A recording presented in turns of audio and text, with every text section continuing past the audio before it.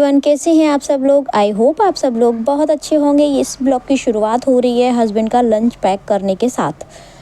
खाना बन गया था, बस पैक करना था, तो मैं जल्दी जल्दी फटाफट हस्बैंड के लिए पैक कर रही थी टिफ़िन में। और ना इस समय ये होता है कि बस सबसे पहले हस्बैंड का लंच पैक हो जाए, देन भले ही वो 2 मिनट बाद जाएँ या 5 मिनट बाद जाएँ या 10 मिनट बाद जाएँ, लेकिन मुझे ये लगता है कि बस मैं टिफ़िन पैक करके रख दूँ तो फिर एक तरह से रिलैक्स हो जाएगा। क्योंकि ना ये हो जाता है ना, पता चले हम टिफ़िन पैक कर रहे हैं और हस्बैंड तैयार होके खड़े हुए हैं कि मुझे जाना है, देर हो रही है, तो वो मुझे कभी भी अच्छा नहीं लगा। और ना आज तक 12 साल हो गए लगभग हमारी शादी को, और मुझे ऑफ़िस जाते हुए और हस्बैंड को ऑफ़िस जाते हुए। तो ना कभी एक भी बार ऐसा नहीं हुआ है कि हस्बैंड खड़े हों और ये कह रहे हों कि लंच रेडी नहीं हुआ, देर हो गई, ऐसा वैसा। देखिए, इमरजेंसी की बात नहीं कर रही हूँ मैं। 365 दिन में से कभी 5 दिन भी ऐसा नहीं हुआ, सच बता रही हूँ मैं आपको, कि खाना उनका कभी भी लेट हुआ हो। क्योंकि मुझे पर्सनली ये चीज़ पसंद नहीं है। जो चीज़ होना है टाइम पे होना है, मतलब होना है, उसके लिए लेट क्यों ही करना।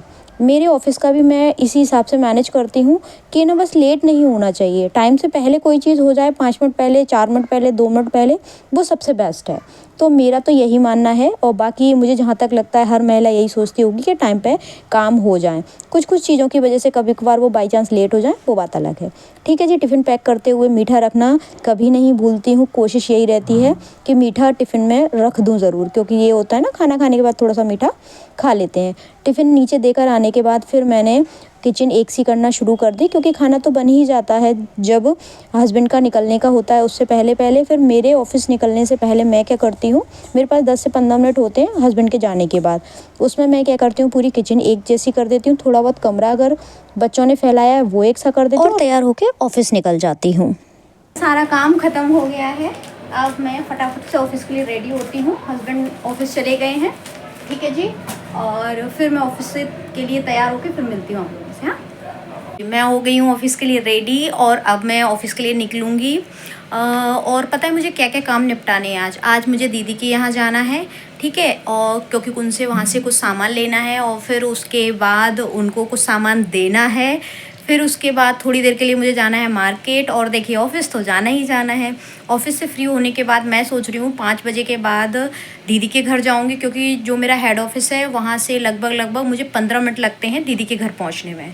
तो मैं सोच रही हूँ दीदी के घर होके आऊँगी, वहाँ से सामान जो देना है वो देकर आऊँगी, लेना है वो लेकर आऊँगी, ठीक है। फिर उसके बाद लगभग मुझे वहाँ से लौटते में लगभग 6 साढ़े 6 के समथिंग तो बच जाएंगे। तो हो सकता है, जो मैं सोच रही हूँ कि मैं 15 से 20 मिनट के लिए मार्केट चली जाऊँ, हो सकता है मैं जा भी सकती हूँ।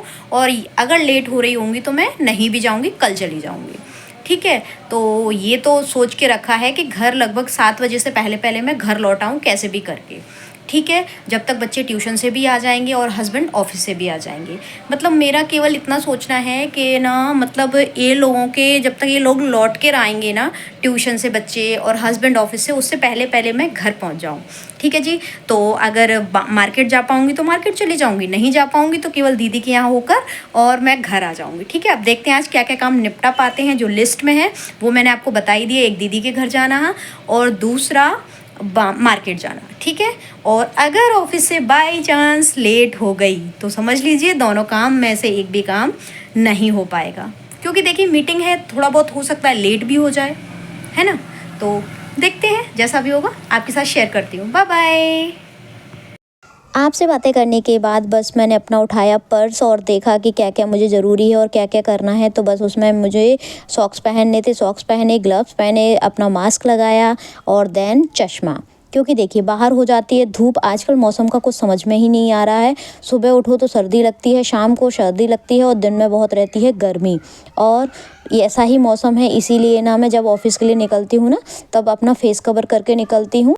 ये कैरी बैग जो आप देख रहे हैं ना, इसमें बिटिया रानी का स्वेटर है। इसको बदलने के लिए मैंने रख लिया था। मैंने कहा अगर लगेगा, टाइम मिलेगा तो मैं बदल दूँगी।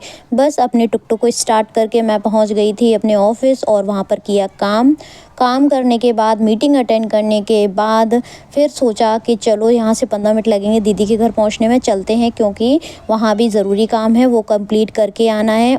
और पहुंच गई मैं अपनी दीदी के यहाँ पर बिटिया रानी ने बहुत सारी रील्स बनाई, फ़ोटोज़ खींचे। आजकल के बच्चे बहुत एक्टिव हैं और ना बहुत बढ़िया बढ़िया रील्स और फ़ोटोज़ बना लेते हैं, इतना मुझे नहीं आता है तो। लेकिन वाकई में टेक्नोलॉजी के मामले में नए बच्चों का कोई जवाब नहीं है। अगर बच्चे ये टेक्नोलॉजी का प्रयोग सही जगह कर लेना तो वाकई में शानदार, बहुत बेहिसाब रिज़ल्ट मिलेंगे। ठीक है जी, उसके बाद फिर मैं वहाँ से निकली ही थी, रास्ते में मार्केट पड़ता है तो बस मैंने जल्दी से फटाफट उस स्टोर पर गई जहाँ पर मुझे बिटिया रानी का चेंज करनी थी ड्रेस, तो बस वो मैंने फटाफट से बदली और ना मैं सही टाइम पर घर भी पहुंच गई, क्योंकि मैं सोच रही थी कि अंधेरा होने से पहले कैसे भी करके मैं घर पर आ जाऊं, और आजकल वैसे भी बहुत जल्दी अंधेरा हो जाता है। तो मैं दीदी के घर केवल और केवल 5 से 7 मिनट, मुश्किल से 10 मिनट रुकी थी और मैं तुरंत निकल आई थी, क्योंकि मुझे पता था, मैं पहले से ही इसी हिसाब से टाइम एडजस्ट करके गई थी। घर से ही मेरा माइंड मेकअप था। अच्छा, घर से आप जिस तरह से सोच के जाते हैं ना, मैंने अक्सर करके देखा है, आप उस हिसाब से उस काम को भी कर लेते हैं और टाइम टेबल आपका जैसा आप सोचते हैं ना उसी हिसाब से एडजस्ट हो जाता है। इसीलिए मुझे हमेशा लगता है कि जब आप घर से निकलते हैं या फिर आप किसी काम के लिए जा रहे हैं, उससे पहले पूरी उसकी प्लानिंग कर लें, क्योंकि जब आपका माइंड, एक बार आप अपने माइंड को बता देते हैं ना ये काम ऐसे ऐसे करना है, आज मुझे ये करना है, तो माइंड 10 कामों में से ज़्यादातर हर चीज़ के लिए आपको कम से कम 8 से 9 काम आपके कंप्लीट करवा ही देगा। आप चाहे जितने बिजी हो, कोशिश करके देख लीजिएगा, क्योंकि माइंड के हिसाब से ही आपकी बॉडी रिएक्ट करती है और उसका असर आपको अपने जीवन में भी देखने को मिलता है। प्लानिंग करके देखिए, प्लानिंग का बहुत बड़ा इफेक्ट आपके जीवन में आपको दिखाई देगा। ठीक है जी, घर आने के बाद देखा कि कमरे फैले हुए हैं और ना सब कुछ अस्त व्यस्त हो रखा है। फिर मैंने सारा काम एक जैसा किया, पूरा बिस्तर एक सा किया, और ना जो बच्चे फैलाते हैं ना जितना भी सामान, बेड पे कपड़े भी फैले हुए थे और अलमारी में कॉपी किताबें, वो सब अरेंज कर लिया जल्दी जल्दी फटाफट।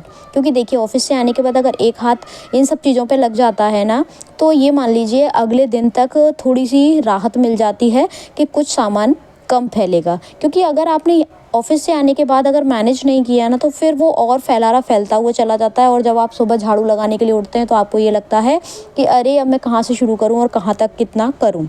इसीलिए ना, आप चाहे जितने भी थके हों, अगर आप वर्किंग हैं तो थोड़ा सा ये शेड्यूल ज़रूर फॉलो करें। ज़्यादा देर नहीं लगती है, 15 से 20 मिनट में आपका पूरा घर मैनेजेबल हो जाता है, और लगता भी है अगर कोई अचानक आ जाए ना, तो आपको बुरा भी फील नहीं होता कि मेरा घर कैसा पड़ा हुआ है। अदरवाइज़ ऑफिस से आने के बाद आप आलस कर गए ना, तो फिर वो पूरा टाइम ढेर लगता जाएगा। क्योंकि देखिए, शाम का जो टाइम है, 7 बजे के बाद का टाइम, जनरली आप किचन में पहुंच जाते हैं डिनर की तैयारी करने के लिए, और आपके पास ये घंटे 2 घंटे होते हैं। चाहे उसमें आप कुछ अपने काम निपटा लीजिए पर्सनल, चाहे आप पूरा घर मैनेज कर लीजिए, चाहे आप अगर कुछ आपकी हॉबी से रिलेटेड है वो काम कर लीजिए। टाइम आपके पास उतना ही है, तो आपको उसी में मैनेज करके चलना पड़ेगा सारी चीज़ें। और अगर यहाँ आपने सोने का सहारा ले लिया कि अरे मैं सो जाती हूँ, थक गई हूँ, थकान हो रही है, आपने अपने माइंड को अगर ये बोल दिया ना, ये सिग्नल दे दिया कि थकान हो रही है, भाई साहब आपका माइंड आपके सामने इतने सारे रीज़न ला के दे देगा कि आप बिस्तर पर जाके लेट जाएंगे। फिर आपको ये भी लगने लगेगा, अरे मेरे यहाँ भी दर्द है, अरे मुझे हेडेक हो रहा है, सर दर्द हो रहा है, अरे पहले चाय पी लेती हूँ उसके बाद काम में लगूंगी, अरे मुझ में एनर्जी ही नहीं बची है। और यही अगर आप ये माइंड को सिग्नल देते हैं कि अरे 10 मिनट में ये काम ख़त्म हो जाएगा, पूरा करके फिर देखते हैं क्या मुझे करना है, तो आपका माइंड फिर उसी हिसाब से रिएक्ट करेगा, चलो फटाफट कर लेते हैं। क्योंकि हम जब भी अपने दिमाग को जिस हिसाब से चाहें उस हिसाब से चला सकते हैं, तो कोशिश अपनी तरफ से ये करिए कि उसको सही डायरेक्शन में सही सिग्नल दीजिए। ठीक है जी, ये सारे काम निपटाने के बाद मैं ड्रेसेस आजकल निकाल के देख रही हूँ कि मुझ पर कौन सी ठीक लगेगी, कौन सा पहनना चाहिए, किस तरह का पहनना चाहिए, क्योंकि घर में शादी आने वाली है, तो उस हिसाब से उसकी भी तैयारियाँ करनी है। अब वर्किंग हूँ तो जाहिर सी बात है, मुझे स्पेशल टाइम नहीं मिलेगा अलग से कि मैं अलग से शॉपिंग कर सकूँ या फिर मैं अलग से खुद के लिए कुछ तैयारियां कर सकूं। मुझे इसी जॉब के साथ साथ, इसी घर के काम के साथ साथ सारी चीज़ें मैनेज करके चलना है। इधर बच्चों की भी तैयारी करना है, अपनी भी तैयारी करना है, प्लस हस्बैंड का भी देखना है कि क्या कैसे क्या करना है, तो ये सारी चीज़ें करना है। और अलग से मुझे पता है टाइम नहीं मिलेगा, तो मैं इसी टाइम में सारा कुछ मैनेज करके करती जा रही हूँ। सुबह जाती हूँ तो कुछ काम तब निपटा लेती हूँ, और ऑफिस से लौट के आती हूँ तब काम कुछ निपटा लेती हूँ, शॉपिंग के हों चाहे वो घर की हों। आजकल ऐसा ही चल रहा है और आने वाले समय तक ऐसा ही चलेगा जब तक शादी पूरी कंप्लीट नहीं हो जाती। इसी बीच में मुझे अपने ससुराल भी जाना है, प्रॉपर ससुराल, तो वहाँ की भी कुछ तैयारियां देखना है। तो वो सब कुछ करना है। देखिए, अगर आप वर्किंग होते हैं तो इसका मतलब ये नहीं है कि आप बाहर की चीज़ों से पल्ला झाड़ लें, आपको वो सब कुछ भी साथ में लेकर चलना ही पड़ेगा, क्योंकि हम सामाजिक हैं। तो जितनी भी पारिवारिक सामाजिक जिम्मेदारियां हैं उनका भी निर्वहन हमको ही करना पड़ेगा, कोई अलग से नहीं आएगा। और ना ही कोई इस चीज़ से समझौता कर लेगा कि आप दोनों जॉब करते हैं, हस्बैंड वाइफ जॉब करते हैं तो क्या हुआ, सामाजिक चीज़ों को छोड़ देंगे क्या? इस तरह की बातें भी आपको सुनने को मिल ही जाएंगी। इसीलिए ना आपकी तरफ से ये कोशिश होनी चाहिए कि आप सारी चीज़ों को मैनेज करके चलें। वो बात अलग है कि कई बारी नहीं हो पाता तो नहीं हो पाता, अब उसमें कर ही क्या सकते हैं। ठीक है जी। तो फिर उसके बाद फिर ये सारे कपड़े वगैरह देखने के बाद, जो कपड़े फैले हुए थे बच्चों के, क्योंकि बच्चे ट्यूशन गए हुए हैं तो थोड़े कपड़े फैल जाते हैं इधर उधर, वो वैसे भी स्कूल से आते हैं तो भी फैला देते हैं, बच्चों का घर है। तो इस तरह की उम्मीद लगाना कि हमेशा घर साफ़ सुथरा रहेगा, कपड़े जस की तस एकदम परफेक्ट लगे रहेंगे और कॉपी किताबें नहीं फैली हुई, इस तरह की उम्मीद लगाना बेकार है। तो वो उम्मीद मैं लगाती भी नहीं हूँ। अगर फैला हुआ घर होता है और मुझे टाइम नहीं मिलता है तो मैं हमेशा इस चीज़ से समझौता कर लेती हूँ। ये सोच के टेंशन नहीं लेती कि ना अरे यार कैसे होगा, क्यों होगा, ये क्यों पड़ा हुआ है, कितना गंदा है, कोई आ गया तो क्या कहेगा, या फिर ये क्यों पड़ा है, मुझे तो बहुत बुरा लग रहा है। मैं इस तरह से इतना स्ट्रेस नहीं लेती हूँ। पड़ा है कोई बात नहीं है, मैं कर लूँगी, निपटा लूँगी। ऐसा कोई ये नहीं है कि नहीं, अगर आज नहीं कर पाया तो मैं कल भी नहीं कर पाऊँगी, परसों भी नहीं कर पाऊँगी, हाय ये आज क्यों नहीं हुआ, इतना लोड मैं नहीं लेती हूँ। और अगर मैंने ये लोड लेना शुरू कर दिया फिर तो हो गया मेरा काम, मैंने संभाल लिया अपना घर, अपने काम और अपने ऑफिस का काम। चलिए जी, आपसे बातें करते करते मेरे कपड़े भी धुल गए थे, मैंने बालकनी में फैला दिए थे। मैं छत पर कपड़े डालने नहीं जाती हूँ, बालकनी में ही फैला देती हूँ। बालकनी काफ़ी लंबी है तो आराम से चाहे जितने भी कपड़े हों वो अच्छे से सूख जाते हैं, तो ऊपर छत पर डालने का कोई सवाल ही पैदा नहीं होता। बड़े बड़े कपड़े भी यहीं पर, जैसे चादर है, ब्लैंकेट है, मैं यहीं पर डाल देती हूँ तो बढ़िया से सूख जाते हैं। और मम्मी ने ना एक ना ये डोर भी बांध रखी है यहाँ पर, तो उस पर भी कुछ कपड़े फैल जाते हैं। अच्छा, ये दोनों मेरे ब्लेज़र हैं, मेरे ऑफिस के कोट हैं, मैंने सोचा इनको धो के डाल देती हूँ, थोड़े गंदे गंदे से लग रहे थे। ड्राई क्लीन मैंने नहीं कराई है, घर पे ही मैंने इनको ना अच्छे से वॉश कर दिया था, कम्फर्ट डाल दिया था और थोड़ा सा एक शैम्पू के पाउच से मैंने इनको अच्छे से गला दिया था और उसके बाद मैंने इनको धो के डाल दिया। तो मुझे तो कोई दिक्कत लगी नहीं ऐसी कि इनमें कोई प्रॉब्लम आ गई हो, कोई प्रॉब्लम आई भी नहीं थी। अब प्रेस करके मैं बढ़िया इनको यूज़ कर लूँगी। अब दीदी ने रख दिए थे थोड़े से पापड़, तो बस वही देख रही थी, इनको डिब्बे में भर के रख दूँगी मैं। हाल फिलहाल मैंने इनको यहीं रख दिया था और मैंने सोचा पहले बर्तन धोने का काम कर लेती हूँ और फिर उसके बाद, क्योंकि मुझे खाना भी बनाना था। ये वही जो मैंने आपको पहले लास्ट टाइम बताए थे लड्डू जो मैंने बनाए थे ना, तो वो मैंने डिब्बे में भर के रख दिए हैं। सभी लोग एक एक जिसका जैसा मन होता है वो खा लेता है। ठीक है जी। तो अब इन बच्चों के टिफ़िन जितने भी निकले थे ना वो सब टिफ़िन रखे थे, हस्बैंड का लंच का टिफ़िन था, तो ऐसे करके थोड़े बर्तन दिख रहे थे मुझे, तो मैंने सोचा काम करने से पहले, खाना बनाने से पहले ये बर्तन मैं धो के रख देती हूँ। अच्छा, बर्तनों से एक चीज़ याद आती है मुझे हमेशा कि चाहे जितना काम निपटा लो आप, चाहे जितना कर लो, लेकिन बर्तन आपको हमेशा बिना धुले मिल ही जाएंगे, चाहे वो 2 हों चाहे वो 4 हों। आप चाहे जितनी बार उनको धो लो, लेकिन जब आप किचन में जाओगे तब आपको वो बर्तन मिल ही जाएंगे। क्योंकि देखिए बच्चे क्या करते हैं, एक गिलास से पानी पिया, दूसरा दूसरे से पिया और उन्होंने रख दिया, फिर दोबारा फिर गिलास। ठीक है जी। तो ऐसे करके ना कम से कम नहीं तो 8, 10, 12 गिलास ही हो जाते हैं पूरे दिन भर के, अगर एक साथ जोड़ लिए जाएं तो, है ना। तो मेरे हस्बैंड बोलते हैं कि तुम हमेशा बर्तन ही धोती रहती हो। जब देखता हूँ जब बर्तन ही धोती रहती हूँ तो मैं सोचती हूँ कि ना मैं क्या ही बताऊँ आपको बर्तनों की कहानी ऐसा ही चलता है, हर महिला के साथ यही होता है। क्योंकि देखिए हमेशा खाने के बाद बर्तन निकलते हैं, खाने से पहले बर्तन निकलते हैं, तो बर्तनों की कहानी तो अलग ही है। ठीक है जी। फिर उसके बाद मैंने बना ली रोटी और फिर मैंने बच्चों को दे दिया दोनों को खाना, मैंने कहा तुम लोग खाओ, और उसके बाद फिर हम दोनों हस्बैंड वाइफ ने भी खाना खा लिया था। अब अगर इस टाइम में थोड़ा सा आलस कर जाती, ज़्यादा नहीं थोड़ा सा ही, इत्तू सा, तो क्या होता, खाना लेट हो जाता।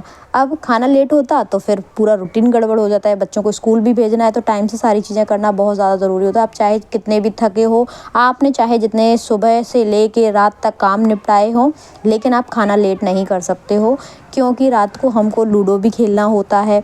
हम पूरी फैमिली खाना खाने के बाद 1 बार या 2 बार लूडो ज़रूर खेलते हैं, 2 चांस। अब जो भी हार जाता है, आजकल ये होने लगा है कि काफ़ी 4, 5, 6 दिन से खेल रहे हैं हम लगातार, तो जो भी हारने लगता है ना वो चीटिंग करने लगता है। अब आप लोग सोचोगे इसमें चीटिंग कैसे हो सकती है भाई, एक दूसरे की उठा कर ना जो चांस होती है वो कोई चल देता है, कोई उसकी दूसरी जो उसकी गोटी होती है वो चल देता है, तो बस ऐसे ही चीटिंग भी हो जाती है। ठीक है, मैंने चीटिंग का भी आपको तरीका बता दिया। हाँ। चलिए जी, आज का ब्लॉग यहीं पर पूरा होता है। अगर आपको ब्लॉग किसी भी वजह से पसंद आया तो प्लीज़ चैनल को लाइक शेयर सब्सक्राइब ज़रूर करिएगा। हंसते रहिए, मुस्कुराते रहिए और दूसरों को मुस्कुराने की बजाय देते रहिए। Thank you, thanks for watching.